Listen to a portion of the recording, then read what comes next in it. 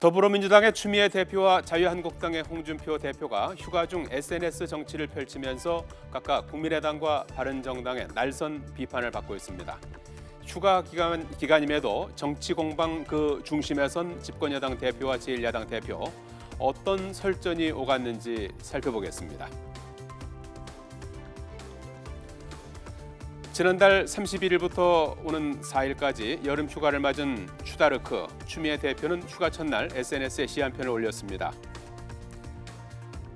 국민의당에 드리는 시라고 운을 띄운 추 대표는 바닥까지 걸어가야만 다시 돌아올 수 있다는 정호승 시인의 시 구절을 인용했습니다. 제보 조작 사건으로 지지율이 떨어진 국민의당을 우회적으로 꼬집은 겁니다. 추 대표의 머리 자르기 발언 이후 2차 충격을 받은 국민의당은 맹공을 이어갔습니다. 박주선 국민의당 비대위 대표는 추 대표가 자신의 권력을 위해 레드라인을 넘고 있다고 강력하게 지적했습니다. 추미애 대표는 청와대 비난하고 자기 당 원내대표 비난하고 야당 비난하면서 자기 권력 게임 벌이느라 레드라인을 지금 넘어서고 있습니다. 국민의당은 추미애 대표의 거짓 선동과 모욕적인 국민의당 공격에 대해서 법적, 정치적, 도덕적 책임을 질 것을 강력히 요구를 합니다. 박지원 전 국민의당 대표 또한 추 대표를 겨냥해서 집권여당 대표가 아니라 국민의당 비난 전담 대표라면서 신경전을 이어나갔습니다. 자신에게 비판을 이어가는 국민의당의 추미애 대표는 오늘도 SNS에 시를 올리면서 응수했습니다.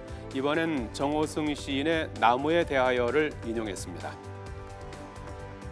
고통의 무게를 견딜 줄 아는 구분나무는 자기의 그림자가 구부러지는 것을 싫어하지 않는다.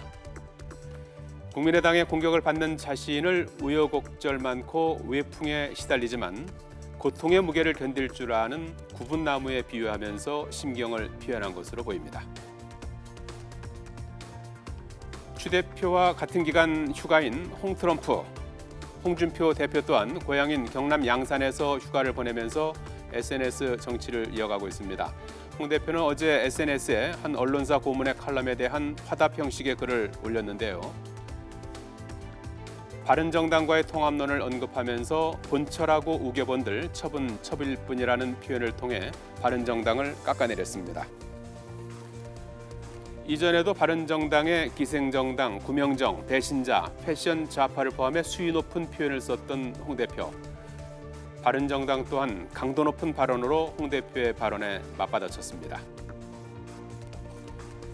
이해훈 바른정당 대표는 홍 대표가 정치권에서 사라졌으면 좋겠다고 비난했고, 하태경 최고위원은 입만 열면 시궁창 냄새가 진동한다고 반박했습니다.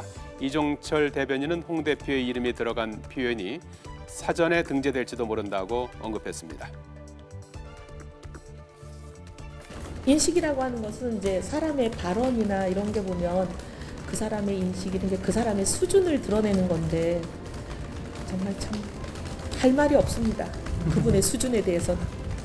입에 담을 수도 없는 이런 발언 하시는 분 정말 정치권에서 사라졌으면 좋겠습니다. 휴가 기간임에도 수위 높은 발언을 이어가면서 한때 한솥밥을 먹었던 정당을 향해 비판을 가한 추 대표와 홍 대표. 내년 지방선거를 앞두고 지지 기반이 비슷한 정당의 힘을 빼면서 기선제압에 나섰다는 분석이 우세합니다. 하지만 전문가들은 이런 막말들이 결국은 독이 될 것이라고 지적합니다. 오히려 그 정당들과 통합을 하기보다는 오히려 그 정당들이 합종 연행을 하도록 오히려 그렇게 유도하는 그런 부작용을 낳고 있거든요. 어떻게 보면요. 그러니까 지금 그 추미애 대표나 홍준표 대표의 그런 전략이 성공하기가 상당히 어려운 그런 상황으로 가고 있는 것이죠. 고요한 휴가 속에도 SNS를 통해 날선 메시지를 던지고 있는 여야 대표들. 한여름 무더위 속에도 정치권은 오히려 엄동설안을 맞고 있습니다.